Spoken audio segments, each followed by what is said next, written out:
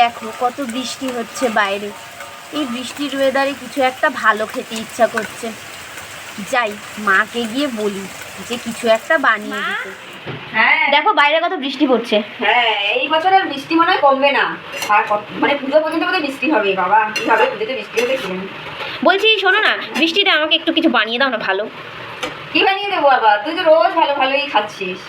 একটু চাউমিন বানিয়ে দাও ঝাল ঝাল করে। চাউমিন?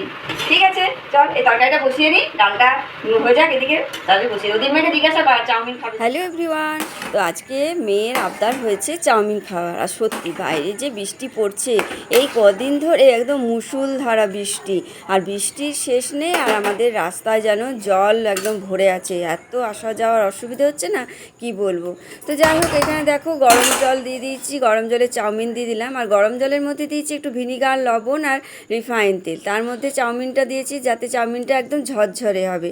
আর এখানে সমস্ত আনাজগুলো কেটে নিয়েছি, বিনস, গাজর, আলু, পেঁয়াজ কুচি, লঙ্কা কুচি, ক্যাপসিকাম সব কেটে তারপরে ডিমটাকে আগে আমি ভুজিয়া মতো করে নিলাম। ডিমটা ভুজিয়া করে ওপরে তুলে রাখলাম, তারপরে সে একটুখানি কড়াইয়ে তেল দিলাম। মেয়ে তো বেশি তেল খায় না, অল্প তেল খায়, সেই জন্য অল্প করেই তেল দিয়েছি।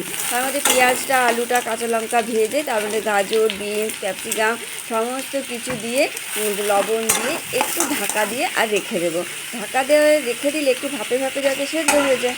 তারপরেই আমি ঢাকনাটা খুলে দেখছি বেশ সেদ্ধ হয়ে গেছে, তারপরে ভাজা ভাজা করে নেব। তোমরা তো চাউমিন সবাই বানিয়ে থাকো, এতে নতুন কোনো রেসিপি নেই, তাই জন্য নতুন করে আর কিছু বলছি না। তারপরে দেখো চাউমিনটা যে দিয়েছিলাম ভিনিগার আর তেল, তাই জন্য চাউমিনটা একদম ঝরঝরে হয়েছে। তারপরে ভাজাটার মধ্যে চাউমিনটা মিশিয়ে দিলাম। তারপরে ডিমের ভুজিয়াটা দিয়ে দেবো, আর তারপরে দিয়ে দেবো হচ্ছে আমার চাউমিন মশলা।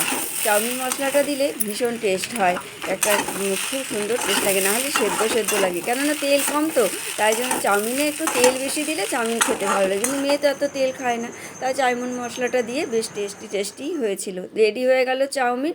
তো মেয়েকে সার্ভ করে দিলাম, আর চাউমিনের ওপর দিয়ে একটুখানি সস দিয়ে দিলাম, শশা কুচি দিয়ে দিলাম, আর ঝুড়ি ভাজাও দিয়ে দিলাম। দেখো কি সুন্দর হয়েছে চাউমিনটা, আর মেয়ের খেতে খুব ভালো লেগেছে। তোমরাও